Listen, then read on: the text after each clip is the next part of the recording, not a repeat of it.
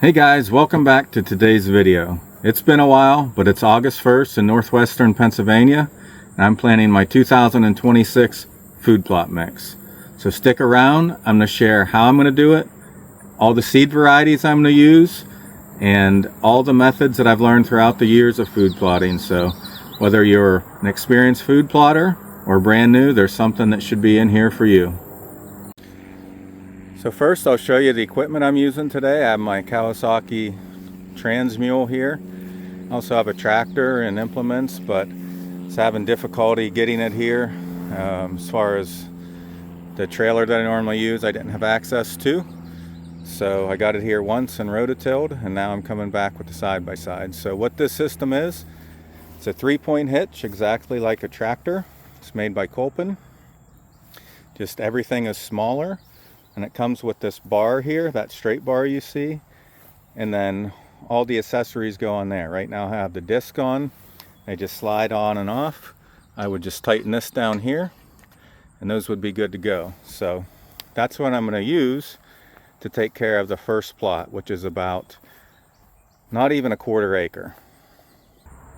So for that 1/4 acre plot, that is going to be the side that I'm putting a mix on, and it's going to be primarily Buck Forage oats. I'm a big believer in Buck Forage oats since I did a video comparing the two. They seem to favor them. You can look at that on the channel. But it's going to be Buck Forage oats, and then I have 3 different types of clover. I have a medium red clover, which is like a 2-year clover, crimson, which is my favorite because it gets that big red head, and that's only an annual.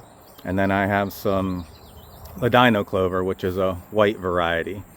And truly, if you want to get clover established, you can put it down with a cover crop like oats in the fall. It's a good way. But in my opinion, what you do later is the most important. You want to come back and like March and frost seed your clover in. That's how you keep them going. And then you just have to keep them weed free by mowing or chemicals beyond there. So the first plot will be that clover plot with the oats, and I'm also adding in some Austrian winter peas and some buckwheat. Now since it's so small, obviously I'm not using the full rates.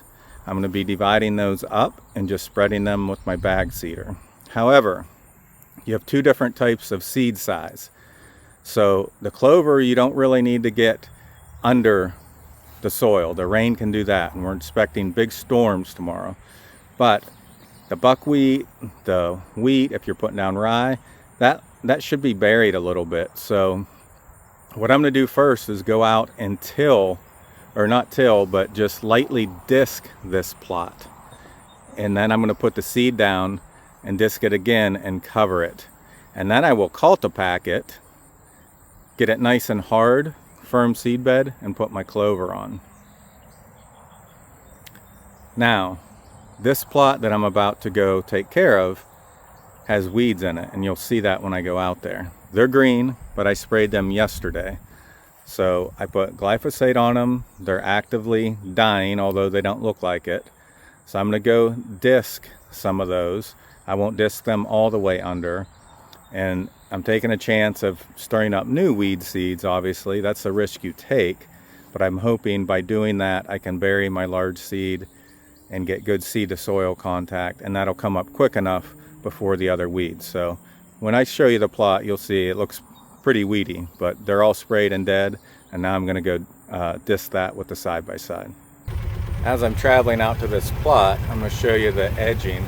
I have switchgrass around the entire edge of my plots. I have some goldenrods here, so a lot of edging, and switchgrass takes a lot of work, but you just can't give up on it. As we approach the plot, you're going to see my screen. Now the screen that I use is from John Comp at Northwoods Whitetails, and it works great. I use it each year, and this screen is probably, I don't know, maybe 150, 200 yards long, and it goes all along my food plot.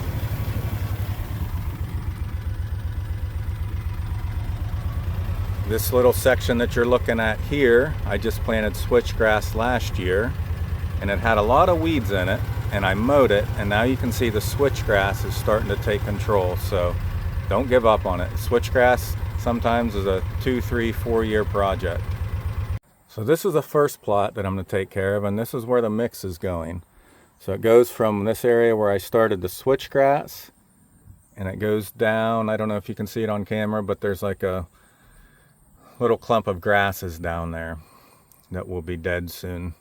So I sprayed all this. It should be dead, should be dying. I'm going to go ahead and disc it lightly so I can get a better seed to soil contact for those big seeds.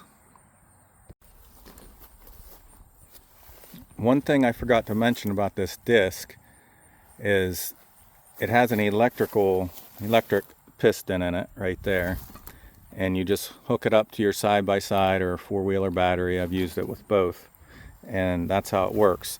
Now the advantage of a disc like this, most side-by-side or ATV discs, they're not heavy enough, but with that you can actually put down pressure on and it'll pick up the whole rear of the machine. So it gives you down pressure and the discs don't have to be heavy. So it really is a nice setup. It's pretty pricey. I'm not sure how much it is new, and I got this for about half of new off of Facebook 5, 6, 7 years ago.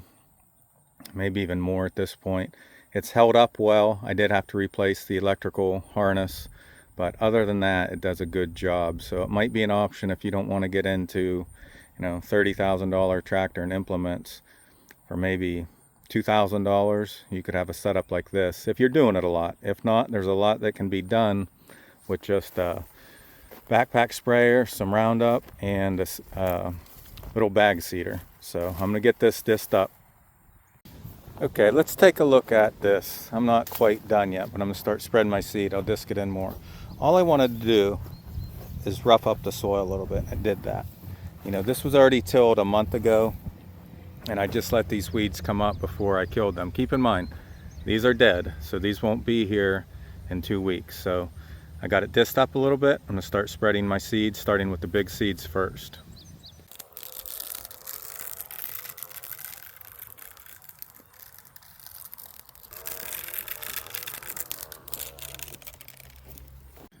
Okay guys, I just spread my big seeds. I wanted to show you. So you can see the oats. Those are the ones that look like this. You can see quite a few of them here. Also, here's a buckwheat. There's a buckwheat. Here's a winter pea. Another winter pea. So changing that disc made a big difference. I'll show you what I did. I just angled it. Set up so you can angle them. So I switched it up. And now if we look, whereas before we could see oats, buckwheat, I really don't see any seeds. So a lot of them got covered. Here's a couple oats that didn't get covered, but it covered the majority of them. So when that rainstorm comes in tomorrow, that thunderstorm, it's going to pound everything into the ground. So really, I just had to keep it from the turkeys today. It's in there enough. Those weeds will die, and it should look good. It's the first time I've ever done it this way, tilling it like a month before and then spraying it. Just the way my schedule worked out, but I think it should work out well. So now I'm going to spread all of my small clover seeds. Before that, I think I will put the cultipacker on here and just push the dirt down, compact it a little bit. That'll allow the seed to get pressed in the soil more, and it'll allow the clover not to get driven in by the rain quite as far. To get these off, all you really have to do is loosen one bolt and slide them. And then this cultipacker is real light because it has down pressure, and you just have to loosen one end, slide it on, and then take one bracket off and tighten it back up. It's pretty easy.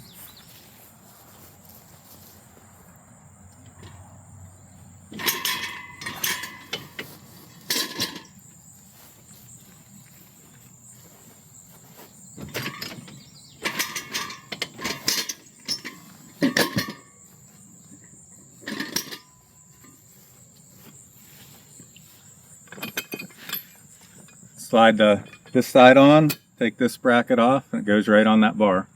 And it goes on just like that.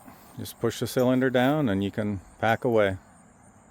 So after I cultipack, it looks something like this. Just packed down a lot more. And I really don't see many seeds at all. There's a couple oats there. But yeah, not much at all.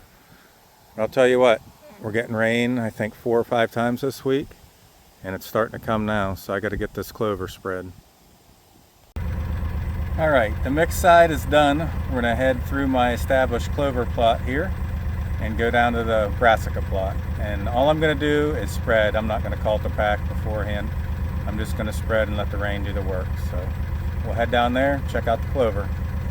Do a little drive through toward through the Brassica side. Sprayed all this the other day, yesterday. All these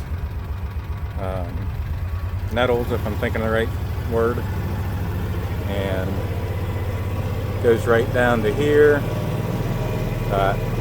Switchgrass on the border. So all this, it's about what was it? 1/3 of an acre will be Brassica. And this is where all that clover was beforehand, and I just tilled it under. So this is what I use for my Brassica. It's Northwood Sweet Feast Brassica blend, and I really like it. It's worked well for me. So this plant's, I think, a 1/2 acre. I'll double check. And I have a 1/4 of an acre. So I'm actually going to practice what I preach and take a little bit out. Okay guys, that's it for this year's food plot as far as putting the seed down. A couple things I want you to remember.